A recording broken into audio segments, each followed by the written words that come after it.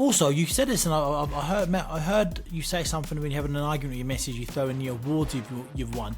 Did you say an Oscar? There's some ways people can obtain certain things, So that's how I used to come by it. But then that supply route dried up. And funny thing is with cannabis is that it does grow on trees. So you can imagine how I got hold of it. It doesn't take much with a little bit of knowledge to grow it yourself. Hey guys, welcome to another episode of Getting Back Up with me, Anthony Ogogo. The Getting Back Up podcast is your weekly dose of hope and inspiration.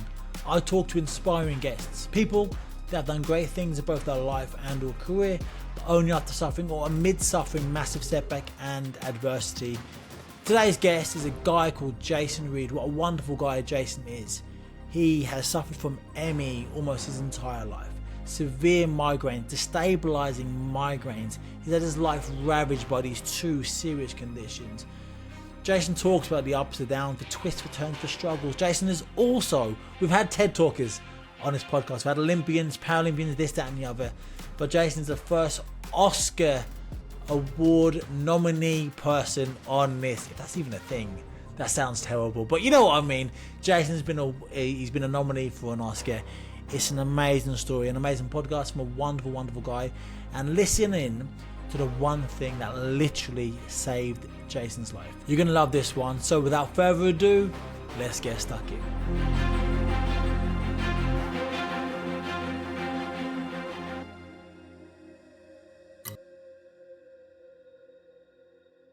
Mr. Jason Reed, welcome to the Getting Back Up podcast.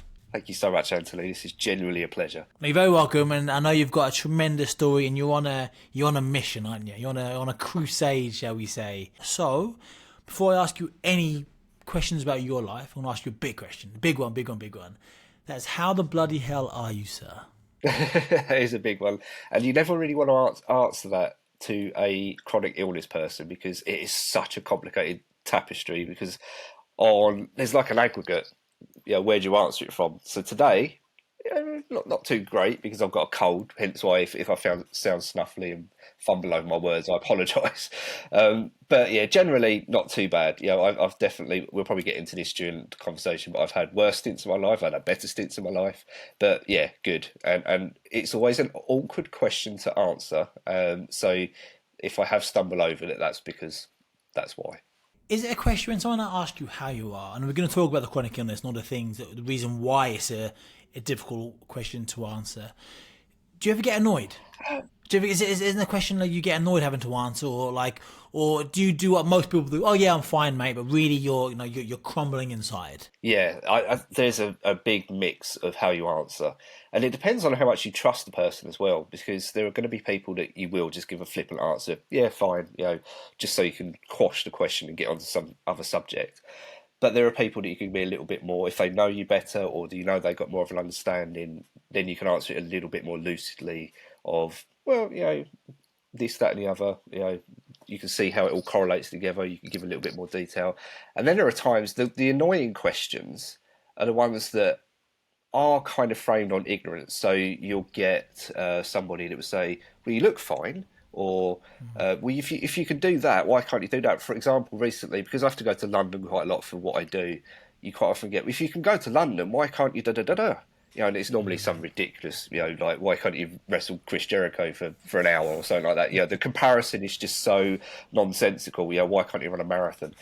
And you said that's ignorance. Is it like, sure, again, you tell me, you're the person who's obviously like fielding off these questions.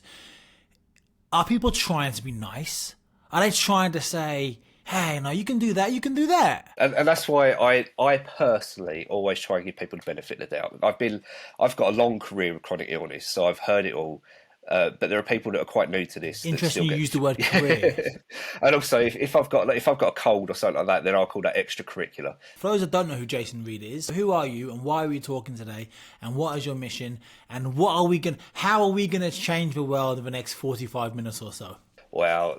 Well, I've been trying to change the world officially for about the last 14 years. So if we could do it in 45 minutes, that'd be amazing. If we could do that montage, I'll be so up for that. And this is another awkward question. I never know how to introduce myself. I have to do a lot of speaking for presentations to students and things like that. And they always say, you know, give us who you are in 10 seconds. Or, prime example, I wrote what should have been a small bio for you just to give you a bit of backstory on me. It turned into, 2 pages. And as a writer, I need this to be more concise. I need to condense this more. But it's not that I've got too many strings to my bow. It's just, I don't know who I am anymore because I started off as a normal person, believe it or not. I had a good run in a really high level martial art karate called Kyokushin. My health failed at the age of 8, and this is the real kind of origin story. So if we're still thinking in cinematics, this is the real condensed. You'll see this all at the start before we get to the main story.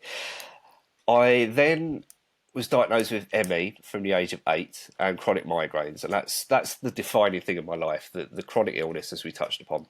But equally, I don't want it to be defining. So for years, I hid it. I was that kid at school you never got to see. But at the same time, I always tried to play it a bit mysterious of, well, why aren't I here? You know, am I that hard kid? Am I that mysterious kid that's, you know, bunking off? Because it's just easier to be the enigma than it is to admit, oh no, actually I've got a chronic illness and I sit at home all day watching Red Dwarf. It's just difficult to actually put that into words. So I guess the defining feature of me is chronic illness, as much as I'll fight that. And I had a music career for a bit, which is what I still define myself as. I still think I am that musician, but that was 20 years ago now, so it's bizarre. I mean, you probably find it as well. You probably still define yourself as the boxer, you know, the Olympic hero, but we evolve and we change. And then other people define us in ways that we haven't even realised. Yeah, well, of course, I know you from wrestling because I'm a big wrestling fan. And that's how I would define you, but you might still be anchored back then. I don't know. Yeah, I'm trying to kind of put into words why I've still got a mind in the past, but also a foot in the present. It's a strange balance to strike. But ultimately, I'm in social justice now.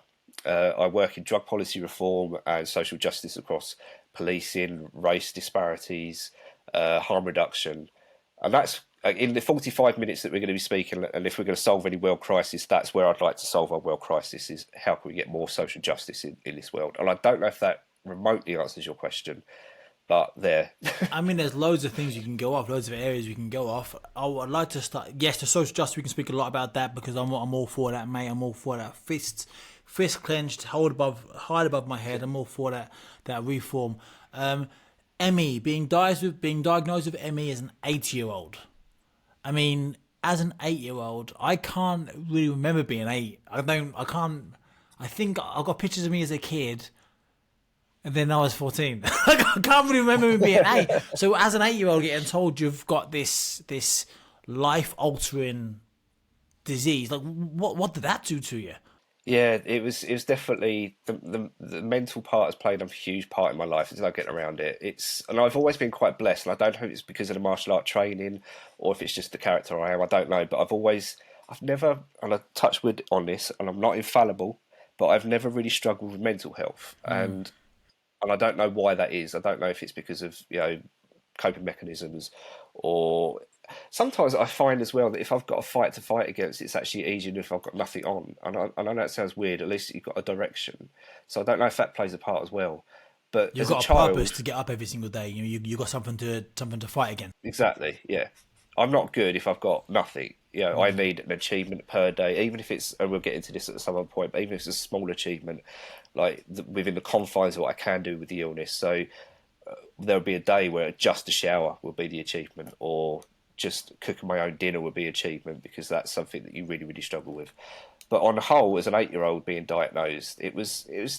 I guess you don't know any different because you're 8. So for me, I felt terrible, but I didn't know why. That was the natural course of the day. That was just how I felt. I had crippling migraines, but it was just, that's what you dealt with, because I didn't know any different, and I didn't know anybody else in the class wasn't getting that. It was just me. So it was. Yes, that's how you thought life was, because that's all you were exposed to. For those that fortunately, never really had a migraine. All my years of boxing, getting punched in the head, all my years of wrestling, getting slammed on the floor, bashed my head. I've had headaches, sure, but I've never had when someone said, "Oh, I've got a migraine," I've always been like, "Oh, my headache, take a paracetamol and crack on," because I never had a migraine. And then I've got a friend who gets them quite bad. It's curtains shut. It's like spinning in his head in his bed for a couple of days. for someone like myself who's never had a migraine, can you please describe to me like the severity of it and actually really what's happening? I've always said that I could just about cope with the ME and get some degree of normal life, but it's the migraines that the thing that shuts me down, and I More than the completely ME. maintain that. Yeah, totally. And they might be interlinked. In fact, they are interlinked. If I'm getting too run down and too exhausted, then that's when I'm in migraine territory. But to describe the symptoms, yeah, it's what you've just said. You know, you have to have absolutely no sensories going on. So shut your eyes down, shut your hearing down. So if I've got a migraine, the way I'm going to have to try and get myself out of it would be to be sat in a dark room as cool as I can get because my body temperature would be right up. I'll have a cold flannel across my eyes, hot water bottle on my neck, even if it's the dead of summer. I'll have to have a fan on me, but I'll have a hot water bottle on my neck. Why is that? To alleviate the pressure? Yeah, so for me, I get the pain under the skull, just at the back. I'm miming this as we speak, so this is going to do well on audio, but it's just under my skull and then across my eyes. And it's like a clamp is behind my eyes, just like squashing. So it's like literally like a head in a vice. It's that kind of principle.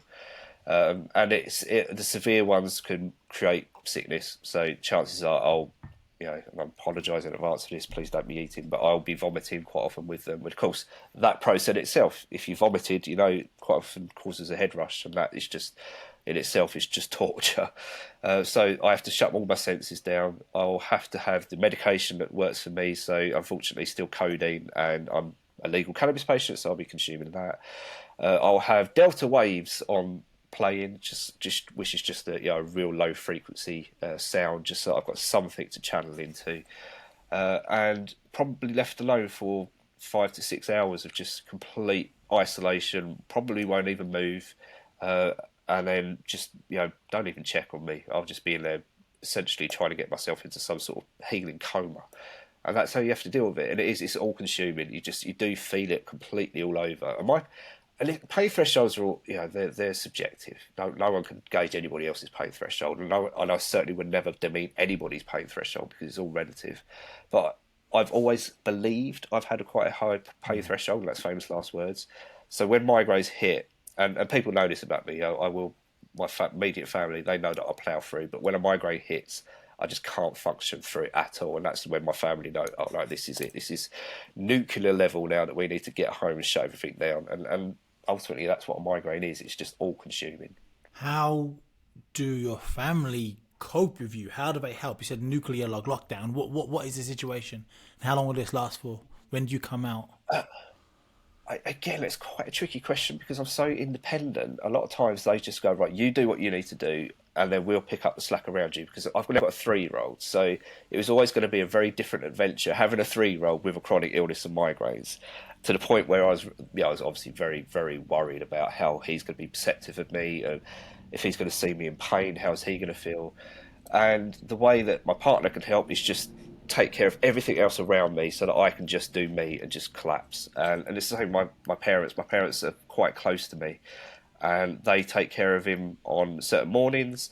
They look after him if I've got something going on. And that's what they can do, is just make sure, pick up the slack around me, help me out holistically in life. Maybe boil me a hot water bottle or something like that. But ultimately, if they can just take care of everything else around me, then that's how they can help. I was going to talk about your son later on, because you mentioned me in your bio that you wrote me. You said you never thought you were going to be a father. So I thought, that's a huge win. That's a huge that.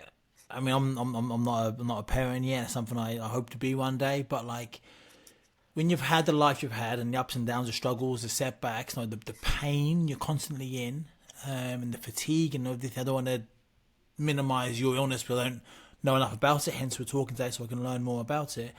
But when you said you never thought you were going to be a dad, and then he came into the world, what was that like, man? That must have been the most amazing feeling in the world when you do something you never thought you were going to have a chance to do. That's a brilliant question. At least, just before we started recording, you asked me a question that I've now realised that should have been the answer, shouldn't it? That should have been the answer that I gave to that question. So we'll get to that hopefully at the end, where I can actually rectify my movements. Okay, we'll come back. We'll come back to that. So a kid, you at school, you got the pain. You're different to the other kids at school. You didn't go to school very much. You said you had schoolitis. You just couldn't go to school because of the pain you were in. When did you know you were different? Yeah, I'm going to say good question to everything you ask, because that is the epitome of trying to define my life. Is when did I know I was different? And I don't know, because again, as I said at the beginning of this, you just integrate into life. You just do what you do, and you realise that actually, why am I flagging at midday when other kids are going forward? Yeah, I'm supposed to be super fit because of the karate. I'm supposed to be, super channeled because of the karate, but I'm dropping when everybody else is picking up. And why is it that no other kid is suffering under these UV lights? So I guess you look around over your shoulder and think, is anybody else? It's just me then. And I guess when you're a certain age, there is just a resilience that you get on with. And it's only now that I look back that I can see certain cues of, oh, that makes sense now. And I can see why that pathway opened up. And it's only in hindsight that's ever taken place. So I guess at the time I didn't know. And I guess that's half the problem, is because if you don't know, you've got no coping mechanisms, you've got no way of learning or pushing forward, which is why it's so important in this day and age to get an early awareness over illnesses and chronic illnesses, and not just chronic illnesses, but early illnesses. So for me, the crumbling motif of my health was I started off with about a gastroenteritis, and that was at the age of 8. Mixed with high level martial arts, which was, probably in hindsight, from the age I was, for the level I was at, probably shouldn't have really been. I probably should have been doing less. You excelled. You overachieved. You excelled in the mixed I martial arts. think so. Yeah, I think it was just too physically demanding for what I was going through at that time. And you find this a lot with athletes. So, for example, there was an athlete called Roger Black in the mid to early 90s, and he was a middle distance runner, and he had a condition similar to this because he trained and trained and trained, and it's almost like chewing gum. If you have chewing gum in your mouth too long and it just starts to break down and go slimy, that's what it feels like with the body. It always feels like you've chewed your body up too much and it's just started to pull apart, and that's what happens when you're in high level athletics of any degree. And it's the same with Mark Cavendish. Mark Cavendish has had something quite similar. One of the best cyclists Really? ever. Yeah. And he's been through. So I can't remember what his disease was called, but when he made his comeback, he was training and training. He was training harder than ever, but it was actually going backwards, and he just couldn't figure it out. And it's because of this illness that he was dealing with. And that's what you find a lot of times, that people with chronic illnesses are pushed too far. They've gone far beyond what their body can take, and it starts to break down. And it's only now, as I said, looking back as the 8-year-old, that I can see the signs. And this is why I really want to make people aware, especially people like you that are like a high level athlete, doing the touring schedules that you do, the background that you've got in boxing and now wrestling. Just be aware of the signs. If you get an illness, if you feel like you need a rest, don't be afraid to take the rests. And I think, Jason, not just like athletes, but I think just in people in general, just people, like, don't be afraid to get checked out. I had a friend and my dentist on here a few weeks ago, Simon, talking about how he, mid-50s, now getting to the age where he thought he was going to get checked out, and he went to the doctor. He said to me, I want to get an exam, a prostate exam. And I went, well, you had one last year. He said, yeah, but I want one. He said, yeah, but you had one last year. He said, yeah, but I want one. He said, have you got any symptoms? He said, I haven't got any symptoms. He said, no. He said, have you got any symptoms? And Simon said, if I say I have got symptoms, can I get a test? Doctor went, yeah. He went, yeah, I've got all the symptoms. He went, come in and get a test then. He had cancer. He had cancer. And because he pushed. And I think it's, whether you're an athlete or not, I mean, like, being aware of yourself and aware of your feelings, both physically and mentally, is really important, and to get checked out. And it's not weakness. Reaching out and asking someone for help, or saying, oh, I don't feel quite right, I'm going to go. How many times have you heard somebody say, he had this cough, or she had this cough for a long, long time, and just cracked on because that's what we do. We crack on, and then cancer, died 3 weeks later. But yeah, I think it's really, really important to get checked out. Yeah, listen to your body and understand where you're at. You mentioned in your not so little bio, you said that your karate, the things you learn in karate, you've taken those things throughout life. Now, I don't mean kicking people in the head on a daily basis, but the fundamentals you learn in karate has kind of followed you through your life and through your battle with disease and illness. Can you explain about that, please? Yeah. Yeah, it's a subject I love because it was in hindsight a really small part of my life, but it was probably the most influential because I wasn't really going to school. Um, the fact that karate taught me so much is quite interesting for me personally on my own sort of self discovery journey. And also, like I see now, right next to me as we speak, my partner is going through mindfulness episodes. She's not physically here, but I'm looking at. She's got like, kind of like an altar of singing bowls and chakras and things like that. You know, she believes in the mindfulness experience of listen to your body as we just described. Just be aware of what's feeling both mentally, physically. In which And I case, sorry to guess, butt in, Jason. In which case, tell her to get on your Go Fitness app. I've got loads of mindfulness yes, stuff on there. So tell her to get right, on I'm that, writing mate. that down. I'll even give you a free, a free. Actually, you get your own free week anyway. A free 7 day Oh, wow. trial. What an amazing plug for the app. A Go Fitness. Perfect. GoFitness.com, sign up, and then got all the mindfulness stuff. And there's a mental fitness section on my app. Go, that's perfect. I've written it down because that's exactly because I think there's such a big movement at the moment of mindfulness and mentally aware, but some of it can be really pseudo, and I think some of it can be just for the sake of selling a book or something like that. But someone like you that's been through so much and has lived it, that lived experience counts for so much, so that's why I'll be a lot more trusting within what you're saying. I think so. And I call it mental fitness rather than mindfulness or mental. I call it mental fitness because I like the word mental fitness. Because mental fitness, the word fitness, look, but we're going to get back to what you were saying a minute ago because I want to come back, so I'll put a pin in that. Mental fitness is when you hear the word fitness, you can improve fitness. Now, if you're on the sofa about a shape, I want to get fit, you can get fit. You can go from sofa to 5K, whatever. People think, and also flexibility, another term I quite like. I had a doctor of psychology who's done some stuff on my app with me, and she talked about mental flexibility and fitness flexibility. The more flexible we are mentally, the more we can go. The more flexible your muscles are. If you've got a really tight hamstring, your hamstring under pressure, it will snap. It'll tear, it'll pull, it'll rip, and you damage. If you have flexible hamstrings, it can go through more. It can do more. It can put your body. You can go through more through life. Same thing with our minds, our mentality. If you have a more flexible mind, we're better equipped to go through the daily struggles of life and the setbacks. And that's what I teach on the mental fitness app is just as important to me as the physical workout part of the app. Which brings us back to your story and the karate and the things you learn mentally about yourself. I think, yes, it was a short period in your life at a young age, but the mental flexibility that I guess you learn and you incorporate it and adapt in that time is taking you, it's been with you for so many years since. Yeah, and I think that's how I try and describe it. Is that when most kids are learning to write, so most people our age, or I'm probably older, well, almost certainly older than you, but we've got some kind of natural agility with a pen that we put it in our hands. We know how to create symbols. It's just inherent within our being how to use a pen. For me, karate is that same process that the things I was learning have become so inbred and inherent that I just use it without even realizing. So it's only when it gets trumpeted back to me through someone that is going through mindfulness or mental health trainings, I realise, oh yeah, I dressed that when I was 8. And that's not to say I'm infallible by no means. There's always things to learn. There's always things to be humbled. But I'm really lucky that the fact that karate did teach me so much in the terms of knowing when to push and when to listen. That's quite crucial because again we're in a culture, as we both alluded to, where push you've got to get through it. There's a time to be tactical because if you don't sit back every so often, then you're good for nothing. You will push to breaking, and therefore you've left yourself redundant, so you're not going to be practical, you're not going to be productive. So therefore the right balance of listening but pushing is key.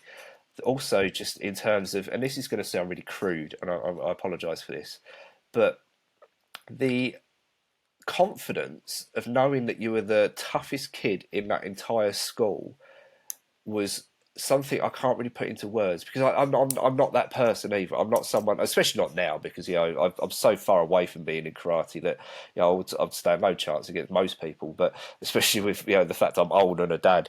But at the time, because I was such a high level, as I said to you in the bio, it was believed I was on course to be the youngest black belt in the country at that time.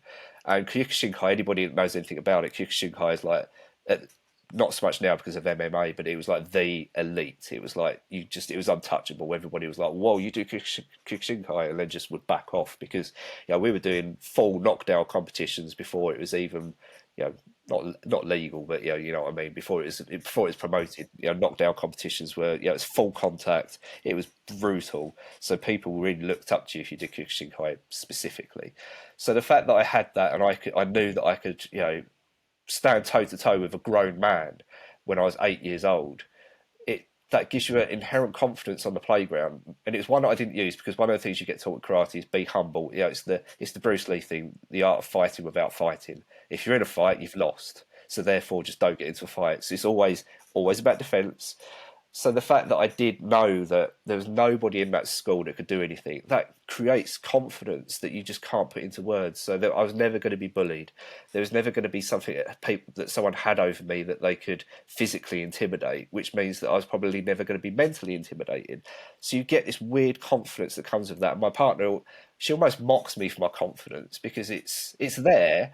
And probably there are going to be times where I'm going to have an ego because if we're in a particular battle or a slanging match between each other, I'll mention that I've won awards or I've won Oscars, and that normally trumps the discussion completely and leaves nowhere to go. So I'll employ my ego for comedy effect, but I like to think, and this is famous last words, and I'll let my family back that question, that I don't have one, but the confidence that came with karate and knowing that you were just so rounded within a mental and physical perspective is something that carried on with me and probably has got me where I am today and give me the outlooks that I've got today. So most of it is the mental training of karate, but also technique as well. Like I've always been able to throw a punch pretty decently. I've always been able to, I can still get my leg up quite high and things like that. And reactions, oh my word, they especially being we're going to circle back to being a dad, but the fact that I'm now a dad and got a quick reaction still is just so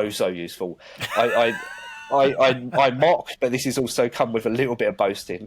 There's never been a incident on my watch with my child. I've always caught him. I've always premeditated something. I've always got there quick, and that's because of lightning reactions of karate. And that's again gets taught with you, and it can only be instinctual because it's such an early age.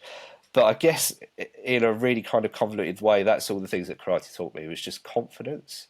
And I imagine you found that as well with the high level sports you've done, is that it just does help you be not a better person, but a more rounded, which I think is a better person. I think a confident person is confident is better than insecure. Insecurity, obviously nobody likes feeling insecure. You're not the best version of yourself. I think it does. I think like the confidence is a massive thing. Respect also. I'm sure you learn a lot of respect in karate, respecting yourself, respecting others, your teachers, people above you, older than you. Yeah, I think I said something actually the other day, maybe yesterday. Everyone should do a combat sport at some point in their life because you learn so much about yourself. You learn what you do. I believe, I think everyone should have a boxing match, and I think because even if you're 40 something and you have a little white collar match, because in a training camp and in a sparring session or even in an actual fight, you learn about yourself. You learn when you're tired. Do you put the old leg up and go, I don't want to do it anymore, or do you just bite down gum shield and just punch? When you're tired, I can't go no further. You can always go further. Are you gonna say you can't go no further and go further and learn something about yourself? Or are you gonna go, can't go no further, I want to stop now, I'm not coming back tomorrow? So I think in times of setback and suffering, we revert back to what's natural to us. We either dig in and go, or you don't dig in and you go home. So I think everyone should do it, and I think that's really great. I'm glad you've taken these things in your life because you've lived I'm sure it's helped you massively. Let's talk about being this amazing musician, this sensation.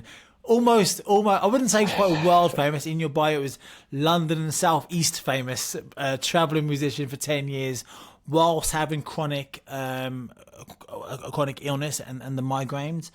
And then I want to talk about the social reform, and then I want to talk about the big climatic ending. Musician, how did that work? How did that come about? That's a really good question because I've never set out to do it. I didn't even pick up an instrument until I was late teens, so that's quite late compared to a lot of people. And I mentioned to you in the bio that it was around that time, that it was in 97 to 98, I had a massive, great relapse where I was bedbound for about a year, and it was literally bedbound. Because you're teenage, you obviously struggled as a kid. Then teenage years, things kind of get a bit better, get understanding yourself a bit more, and then boom, the big relapse, just like that. And was it out of the blue? Yeah. So the age of 15, I was starting to get a bit better. I started to have all these thoughts, and then 17 plummeted, absolutely crashed.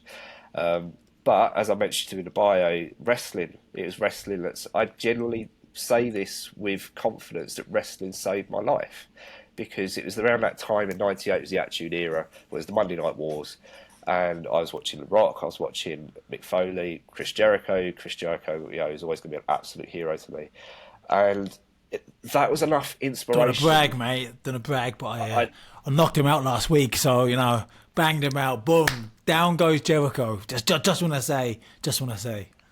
See, I'm conflicted now. I feel the need to slam down the laptop. And just... For those who aren't wrestling fans, listen to this podcast. We had WWF as it was then, WCW, two great rivals. It was Real Madrid, Barcelona. It was Man United, Man City, Liverpool. Whatever. It was two great rivals going head to head. The Monday Night Wars, WWF Raw, and WCW Nitro. They're two TV networks. They put them head to head. So they split the whole. You're either a WWF fan or a WCW fan, and you had to there was no Sky Plus. You couldn't record stuff back then. You're one or the other. And they went head to head for a long, long time, and obviously WWF eventually prevailed and then bought out WCW. But at this time, you were a kid, a youngster, transfixed with this amazing wrestling action each Monday night. I've always been a wrestling fan because I watched the Golden Era, so I watched from WrestleMania 3, but then I dipped out because we couldn't afford Sky ultimately. So when WCW went to what was essentially a free channel on the Sky system, I started to get into WCW first. And then eventually, one of those ones. Yeah, then I branched back into WWE because that was always where kind of my home was because of the Golden Era. So the fact that the probably the pinnacle age of wrestling was totally my age, because at that time I was 17, 18, so it was completely pitched to me, and it was just the culture of it. It just spoke to me of there are people out there that are fit, that are doing their thing, that are charismatic, that are given not a lifeline, but a different point of contact in my bedroom at that time that wasn't the domestic, entertainment of, I don't know, like a soap opera or something. Even though wrestling is a soap opera, it was an alleviation, it was escapism, it was complete, all-encompassing. This product exists for me. And of course, wrestling went hand in hand with music. So you had all the big, you had as much as I'm not a fan now, but Limp Bizkit and, Kid Rock, all of those things at the time I was into. I've certainly got issues now, but they were people like this. This is everything for me. It was cool, wasn't it? It was cool for people like you and me to because I've always been a bit. I don't know. I don't want to I don't want to say the wrong thing, and please forgive my ignorance. I guess not going to school and having this, you felt a bit like an outcast growing up, not the norm. So did I. I felt different. I looked different. I was different to so many of my friends and peers. I felt like an outcast.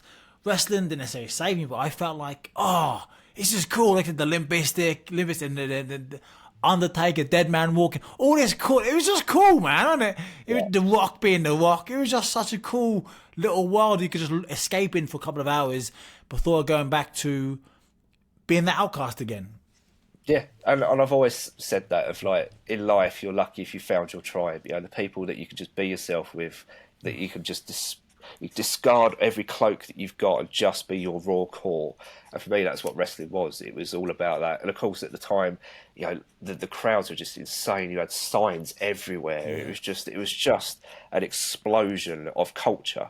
And that was why it just spoke to me. And that's when I picked up a guitar. My brother was playing for a little bit before that.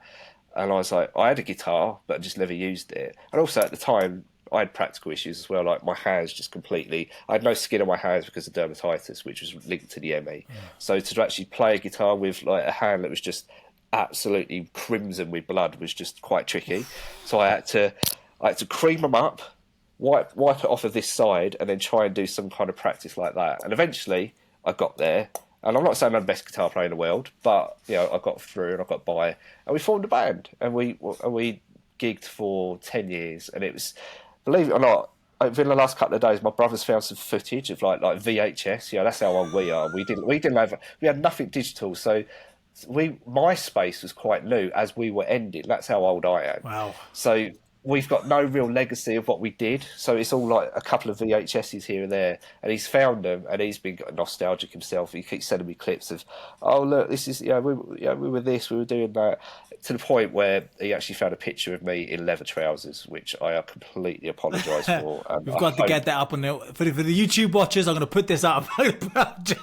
Next to the leather trousers. It's very Chris Jericho. That's really Chris Jericho. Well done.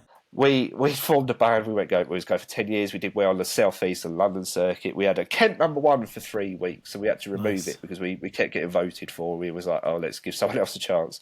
So we did well in our own little bubble. I'm not saying that Mate, you say that. Don't minimise that. Don't minimise that. Like you don't minimize. I know you kind of throwing these away, but like these are big things. And when you're relapsing as a 17-year-old. And you're in bed and you're having mad migraines, you're never going to think you're going to be performing in front of people. And listen, like, where am I? What day are we on now? I wrestled the other day in Indianapolis in front of 8,000 people. And it was great, right? And that was really cool. And it's fun. I wrestled the other day in Southampton in front of 200 people. And weirdly enough, don't get me wrong, 8,000 people is amazing. But weirdly, the 200 people in Southampton, that's how you have this intimacy. You can hear every fan, you can hear every chant, you can interact with them better. 8,000 people may as well be 80,000, may as well be 5,000. You can't really tell the numbers when it's a large number, but 200 people, if it's 200 and 225, you know there's 25 extra people, so it's more intimate, and it's special. You got to actually wrestle better in front of them because they can see more stuff. It's like they're closer, so it's like. And what I'm saying is I love performing in front of larger crowds or smaller crowds because it's the performance which is amazing, and we should never take it for granted, the ability to perform. And you got to do that. You got to do that with your friends and sounds like your brother in front of people, whether it was Wembley Stadium or a Kent Workingmen's Club. It doesn't matter what it is. You're performing, doing what you love. That's fucking brilliant, mate. That's amazing. Yeah, it's so true what you say about crowds. It is the quality of the crowd, not the quantity. And even now, in what I do now in the social justice field, it's still the same principle. And it's so. This is what I've like any young person, and again, I sound so old by saying young person. Oh my god, that sounds ridiculous. But any person that is aspiring to do something that's in a public-facing role, it's at least an audience. Don't worry if you do get one or two people turn up. Just make sure you look after those one or two people because they're the ones that are going to hopefully follow you and do something with you. And I completely agree with what you just said, that it is so crucial about the quality and not quantity. And yeah, you're right that I look back with a major fondness now. It took me a while to look back with fondness because it ended. I wasn't ready for it to end. It's my health that gave out on me. But I do look back with the fondness that comes with all the memories of, it was bizarre that someone with my chronic illness was in front of lights, in front of really loud noises and sound. It just doesn't make sense, but it worked for me. And it was all I could do. So we had probably 3 gigs a week. That would be everything. I would be completely focused at those gigs. I would do all the resting that I needed to do, all the preparations that I had to do, and rest afterwards. And when I say rest, it's more of a crash. And it was painful, but I got through it, and it's a good memory, and it's something I can hold on to and always look back with fondness. And not just that, mate, but not just that, but you can also tell your son that as well. And when he's old and they understand, I'm getting tingles. My first thing, I often get tingles when I do my podcast because people say things to me and it hits, and it's like, oh god, that's like I think about my life or whatever. And I'm inspired by you today, Jason, talking about this, and you can also tell it to your son. That's really people listening to this that's really inspiring, mate.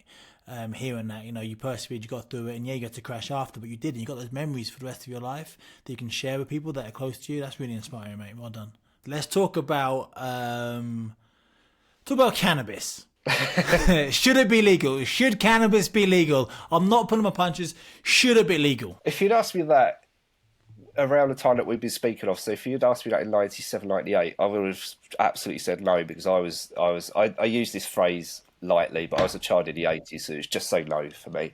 And also, I had a prescription drug legacy that, I had eye drops, just normal standard eye drops, but they turned me blind and swelled my eyes up for about 2 weeks, to the point where my doctor took a photograph of me to try and get it in the medical journal. That was how bad the reactions were. So my drug legacy on my body is hideous. Like I react awfully, and a lot of people with ME and fibro get that. For some reason, drugs just don't work on them. So if you'd asked me that, should we legalise cannabis? I would have been absolutely not. Don't be ridiculous.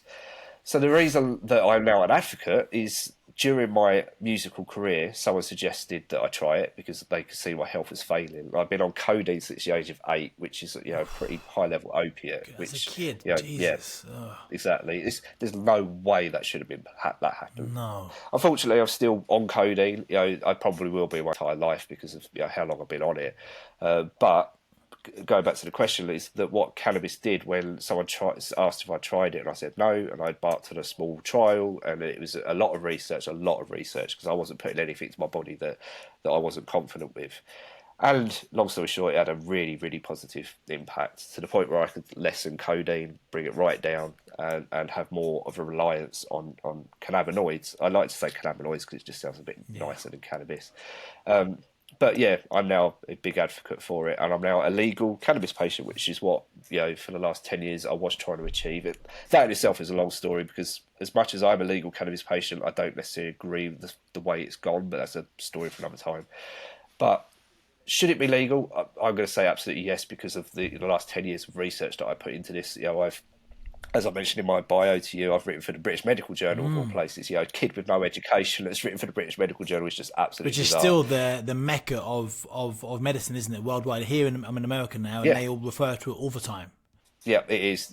There's no place in this world where the BMJ isn't known. It's that high level of respect. So the fact that they base their editorial position on the piece that we wrote is just incredible. And it's not about the substance itself, it's about the whole holistic picture. So, you go to America a lot, so you're going to see what legalization looks like there. And it's not necessarily the route I want it to go because there's always going to be that kind of commercialization, which isn't going to be for everybody. But we've now got places like Germany that are reforming. It's going to be a lot more conservative because it's Germany. So it's not going to be that big old kind of commercial that you get everywhere that you get in the US. But as a whole, should it be legalised? Absolutely. But the point that I like to make is that there shouldn't be any scenario where someone should go to prison for a substance they're consuming, because ultimately, if you look on any level, it just doesn't work. So prevention, it doesn't work. If you put laws out there saying don't take this drug, don't possess that drug, it just doesn't work in society. But there's no law apart from places like Singapore where they actually literally hang people. There's no deterrent effect for the law. So yeah, that's a whole other issue to get into. But on the sovereignty issue, so what the law does is say, well, no, you can't take this substance. So therefore, under the current law, we've never actually got proper sovereignty over our own bodies, which I've never really considered until getting into this subject. And that's strange because that takes you down a really tricky path because, the sovereignty issues of the past that we've had to deal with, people that have got different experiences in life that have been criminalised because of homosexuality or something like that. That's a sovereignty issue. And it's not the same as drug policy because I'm not going to demean what people with LGBT have been through. But there's a parallel to sovereignty that needs to kind of be drawn upon. So when you look at it in that way, what the law does is take your own decisions away from you, and that's never a good place. But on a criminalisation front, it just doesn't work because our prisons are full. The cost of policing substances is ridiculous, and there's better ways we can do it. There's ways of lessening people's substance use through health means, through education, through testing.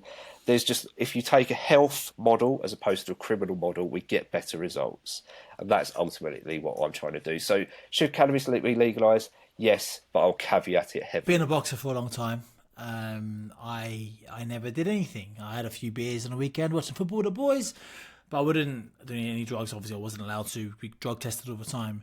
Since retiring, I've tried it a couple of times. It messes me up.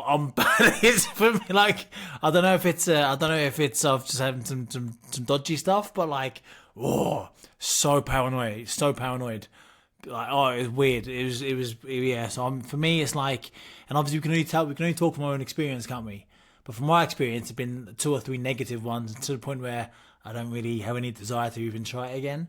But for yourself, I mean, it's obviously helped you massively, and which is good. I don't really have, I don't know enough about it. I'm very much like, I kind of stay in my lane as much as possible. I dip my toes in the other lanes. I like to listen and learn and look, but I wouldn't know much. But for you, if it helps you, then Yeah. there'll be people out there like you who it helps massively as well, won't it? You know? Yeah, there's now a huge, great medical industry in this country for cannabis, because there are people with Parkinson's, MS, cancer treatments. There are all sorts of people that are now consuming epilepsy. That's a huge one, and that's the thing, that cannabis is actually a fascinating plant generally because of the endocannabinoid system that we've got. You know, there's this weird symbionce that we've got where the plant works with us, and that's where, and as you said, with the negative experience that you've got, that's why I went into this really conservatively. Of, you know, I'm going to kind of start low and build up.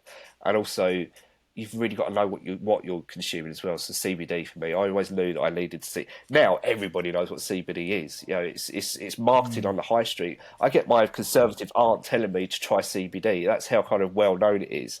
But when I was an advocate for it 10 years ago, absolutely no one had any idea. It was just cannabis, marijuana. That was it. You know, and all the buzz terms. So the fact that we have got now recognition of what it does is, you know, we no longer have to prove what it does, because that's all out there. You know, the evidence, it speaks for itself. So that was a big step. But what we're now having to fight for is better access, cheaper access, and more social justice around it. Because one of the things that's happening in the US, especially, is that there's a bit of a corporate catcher. So there's a lot of people that are going, right, I want my stake in this industry, and the people that suffered, you know, people with backgrounds, they're now the ones that have been borne the brunt of the drug war, and are now not allowed to get involved in the industry because they may have had a conviction or something like that on their record. So what we're trying to do is expunge records, let people that have carried this burden have a stake in a really lucrative industry. I don't know if you're allowed to say, if you're willing to say, but obviously you're now legalized cannabis user. Prior to that, you were using cannabis. How did that go about? How did you get hold of it? How did you, was it expensive? Was it like, I mean, again, being an athlete, coming from a very clean cut athlete world, I'd have no idea where to get it from if I wanted to. So how did you go about doing that? At the time, And did you feel safe doing it? Was it safe? absolutely not. No, at the time, it really caused some contention within not my family bubble, because they've always been so supportive. Like my mum and dad have like, whatever, we trust you. You know, get on, do what you need to do. They're the most amazing parents. Where the problems came in is, I had to ask people to take the risk with me. So if I possessed cannabis under their roof, then they were just in much jeopardy as what I was. Or if I was trying to obtain, you know, if someone was driving, they could be in possession as well. So the risks also get shouldered by my support bubble. So that was always a major consideration. I felt guilty. But at the time when I was in the band, it was actually a friend who had a police officer friend that used to get it because of basically swiping evidence, which is just which is so ironic given what I do now. And I did actually say this in an official evidence session once, and everybody just kind of put their head in their hands and say, "Oh God, what kind of can of worms has been opened here?" Because it happens all the time. There's some officers out there that make a little bit of income. I'm not going to chuck anybody under the bus, because it's not going to be that widespread. Yeah. And this podcast is not about that. Yeah. There's no getting around it. There's some ways people can obtain certain things. You know, so that's how I used to come by it. But then that supply route dried up, and funny thing is with cannabis is that it does grow on trees. So you can imagine how I got hold of it. It doesn't take much, with a little bit of knowledge, to grow it yourself, and that process in itself is so rewarding. So yeah, I've been on record of having grown, and it is a really nice process to be in charge of what you're doing, knowing the strains that you want, you know, so you can tailor them to what you'll need. So I said I've always wanted high CBD strains, and that's what works for me. So the fact that I could get the seeds that I knew were going to produce that, and also just watching them grow and knowing that you've got a really abundant crop at the end of it that's going to be quite cost effective, because that's the other thing, is it is quite it's actually more costly now under the legal system than it's ever been for me. So that's in many ways I'm paying to be legal, which is just again quite a tricky thing. I've heard that. Yeah, obviously they mentioned obviously over here in the US, the states, some it's legal in some states, not legal in others. And in the States, it's really legal. Again, if we're not really doing it, it's really expensive. You can go and you can get exactly what you know what you're getting. It's all legit, so to speak. But you got to pay for it. You know, so a lot of people are making a lot of money from this industry. Yeah. And also, you said this, and I heard you say something when you're having an argument with your message. You throw in the awards you've won. Did you say an Oscar? Yeah, and again, I'm going to have to heavily caveat I that wouldn't. quite quickly. I'll just leave it at that. But Oscar, yeah, full stop, yeah. move on. Let's talk about that, because at the beginning, I said to you at the beginning, I said, Jason, I said, like, you've got an amazing story. I loved your bio. What can we end on? What's the big crescendo to end on? And you were like, well, I haven't really. Basically, you didn't say this. You're like, oh yeah, it's been good. I'm still kind of doing stuff, and we'll see what happens. I'm like, hang on, mate. You've talked about awards, Oscars, something what we're going to end on. You've done so much. Yeah, and I guess I think you're going to be like this as well. You don't feel like your journey's over until you've actually accomplished your last achievement, got that in a bag, and then you're looking to your next thing anyway. I think there's a certain person that's never going to be happy where they're at. They're always going to be looking to where they want to be, and I think that's the trouble with me, is that I am very much achievement based, so I need to do so every day, as I said. But then once I've done that, I'll be going, right, well, what's the next achievement? And in many ways, that goes against the grain of the illness, because you should always try and be content with where you're at with the illness and not try and push too far. So I've constantly got this dichotomy of character going on. But on the awards front, it actually grows every so. It depends how heated the argument is. I have been known to win 3 Oscars, but it depends. It depends on how bad and how far I want to go with that kind of ego poke. But where that come about, so when I realised that I needed to be campaigning, I needed to be doing some social justice awareness. And there was a film called The Union, The Business Behind Getting High, and it was this massive, great viral internet hit. It was a Canadian film. It should have been a student film, but it ended up getting this like massive cult following, like absolute millions and millions of views, like for the full documentary, which is unknown for a documentary. And I happened to get in contact with them saying, thank you, you've really influenced what I've done.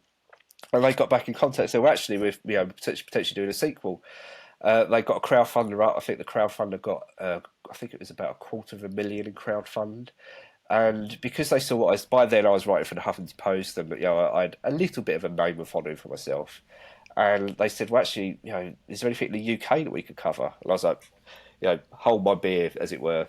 And we went into it. And from that point on, the work commenced. And I basically sorted out the UK scheduling and interviews. So we had people like Richard Branson. We filmed in Richard Branson's house, which is really, really interesting. Rufus Hound, who's now a bit of a friend, and Rufus is just so lovely. He's absolutely amazing. He gave up so much of his time for nothing for us to do that film, and I can't thank him enough. And who else? And also like really big policy figures, like we filmed in Parliament. And it was about 2 weeks of solid schedule of filming, and it was just the best experience. I'd say probably as fond a memory as what the music career was, in just that capsulized 2 week window is just perfect, and it did really well. So to qualify for an Oscar run, you have to get X amount of film festivals, a red carpet premiere, a distribution deal, endorsements, this, that, and the other, and we ticked every box. And it got into Oscar contention. And what it was called, so you get the long list, you get the short list, then you got the nominations. Well, we hit the long list. So there was a lot of other films, but it was enough of a marketing tool that I could get on local news going, look, local kid mate's good because he's doing a film about cannabis, and then we speak about cannabis. So it's just purely a real, not a cynical marketing tool, but it was a helpful marketing tool. So yeah, I've got an Oscar long listed feature documentary to my name, which is, like I said, brilliant for making a point when you're being a complete douchebag when you're trying to come across as an arrogant div.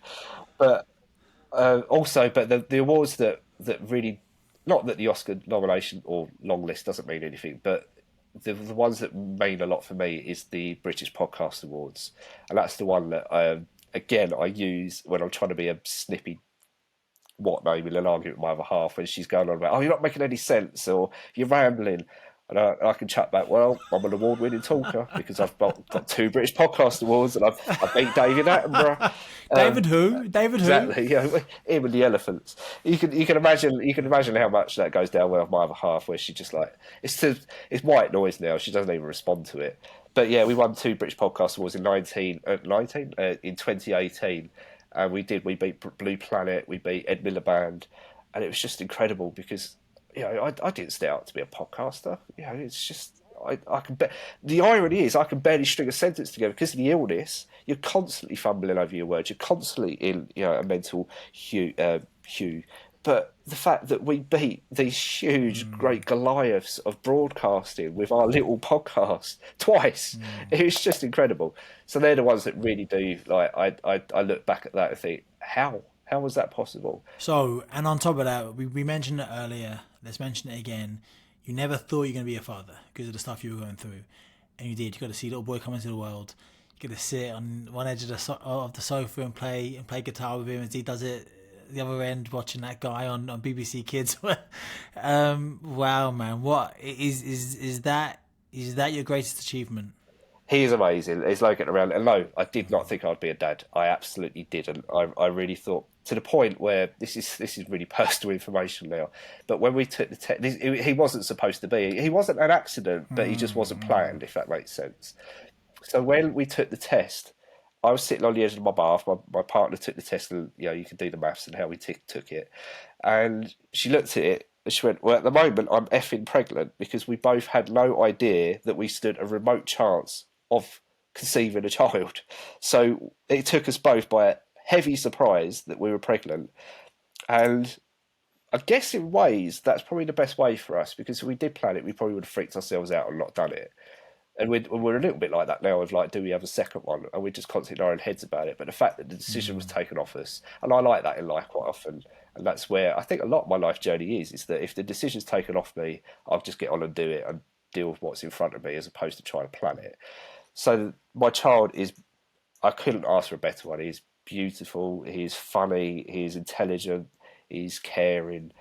He even likes the same songs that I like. Like he likes Creedence Clearwater Revival. He likes Iron Maiden. He likes rock stuff. He doesn't like CBeebies, Head Shoulders, Knees and Toes. He likes proper rock, and he was never taught that. So the fact that he's now got that inbuilt, credibility. Well, I'm not saying that Iron Maiden's credible, but you know what I'm saying. Not they're not credible. I'm glad I'm getting into a hole, but he is perfect, and I didn't think it'd be possible, and I'm lucky because I know a lot of people out there. I know a lot of other parents with chronic illness that really struggle, and it is a subject in its own right. But the rewards are definitely there. It's no getting around it. It is challenging. Like on Sunday, I think we had one of our worst nights ever together because he was tired and in a mood. I was just had nothing in me, and we just conflicted a little bit, and we just weren't getting on.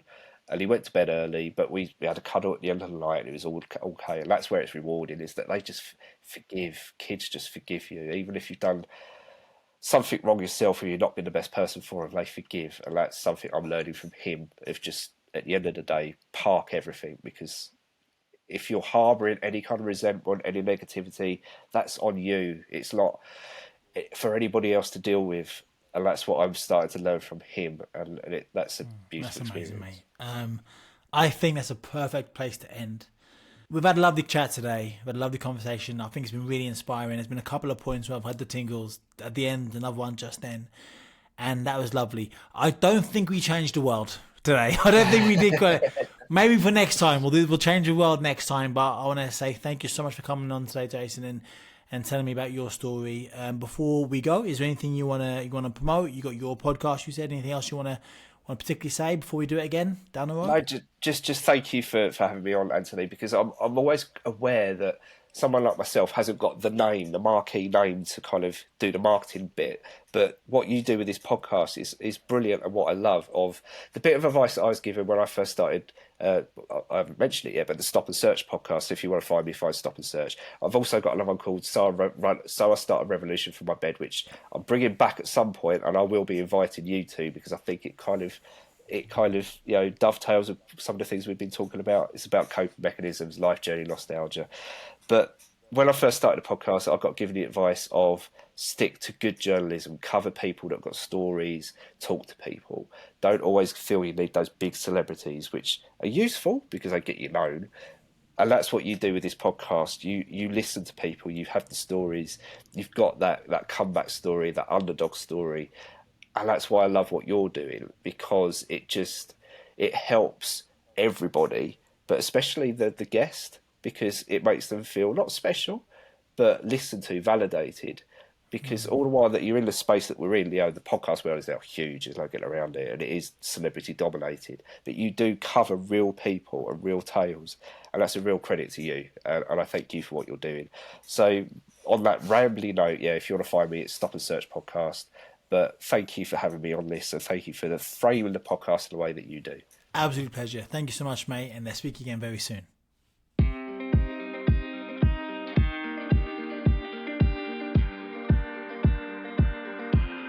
Hope you enjoyed that one. That was a really fascinating conversation with a wonderful man. We spoke for a little bit of time off air as well, and Jason is a really, really nice guy. And well, I think that was a really inspiring podcast. And listen, the main thing, I'm not there in my life quite yet, but he's a father. He's raising a little 3-year-old boy, and hearing him say how he plays the guitar on one end of the sofa and his son on the other end of the sofa whilst watching CBeebies was just so inspiring. He never thought he was going to get there. He never thought he was going to have that because of what he's gone through, but he never gave up. He always persevered, and I really hope you enjoyed that podcast. And Jason, thank you so much for coming on and sharing your life with us here at the Getting Back Up podcast. Guys, as always, sometimes life gets tough. Sometimes you find yourself in the seat of your pants or lying flat back on the canvas, the metaphorical canvas, looking up at the lights after you've taken that sucker punch. In those moments, I truly believe there's only one thing to do, and that's to get back up. Until next week, take care, and I'll see you then.